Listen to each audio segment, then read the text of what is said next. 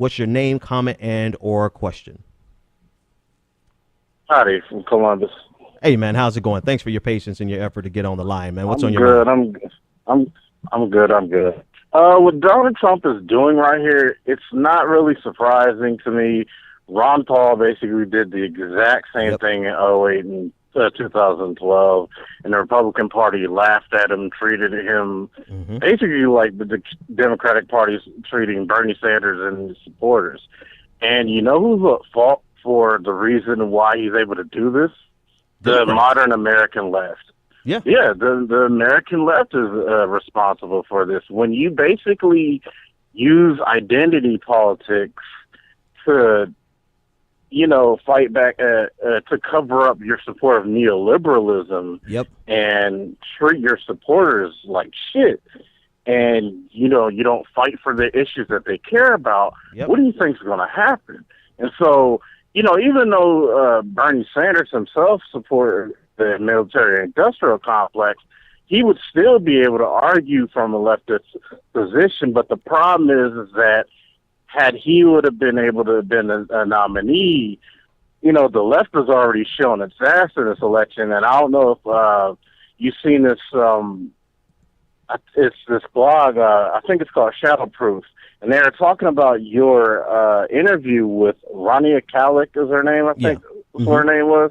Yeah. And they're talking about how the dissent between the young left and the more institutional left, these people have their careers involved, and they're more worried about, their position and the support of neoliberalism. And my issue with that is like, and this is where I even fault the radical left too. They say, well, where are the Sanders supporters going to go in this instance? Well, one of two things. They're going to go to Gary Johnson, the Libertarian candidate, because he's at least going to argue from anti-war position. A few of them might go to Donald Trump, or a few of them might just sit out. But so much stuff has it's gotten too much to this point with the whole Nevada caucus situation, the disrespect, the whole Bernie Bros myth.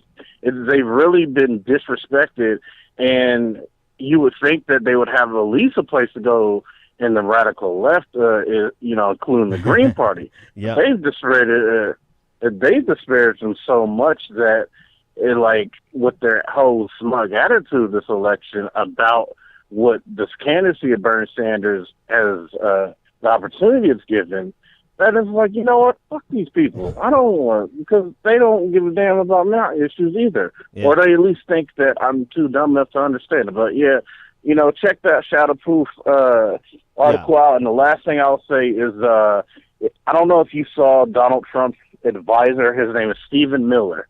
He said that the Democrat, he said, I feel sorry for Bernie Sanders supporters because the Democratic Party is putting up the most pro-war, pro-Wall Street establishment candidate. And I said to myself, if they put more surrogates up there like him, it'll be a damn shame, and it'll be the left's fault on this one. But peace out, man. Love the show. Keep up the good work. Appreciate it. I appreciate that. 857-600-0518 if you want to join the conversation on this. I agree with just about everything that you said there. It's a shame. It's a shame that the left, and there's too many, I can't say there's too many divisions, but there's enough divisions such that we cannot capitalize on this moment. If there had been more support from the left, the radical left in particular, we could have seen some better results. But this is the fact that Donald Trump is able to argue from the left of Hillary Clinton and from the left of the Democratic Party in general on war.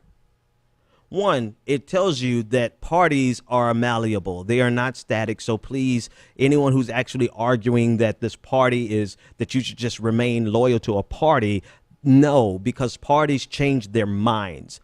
Ideologies don't change. People change their ideologies to fit the moment. And right now, somebody like Hillary Clinton and her surrogates, they are going to start justifying the war in these debates so that they can delineate themselves from Donald Trump, and voila, you've got a realignment on foreign policy, at least for the next 4 years. Maybe they'll undo the damage that Donald Trump is doing to the Republican ideology after 4 years. But I say it like this because these are brilliant techniques. These are amazing techniques against Hillary Clinton. And this puts Donald Trump in a stronger position, especially if you look at his current polling. He is I told you he is going to start shifting back to the left, because he is not he's not a plant to help Hillary Clinton win. He is an egomaniacal, I almost said a sadist, but he is a sociopath who wants to be president.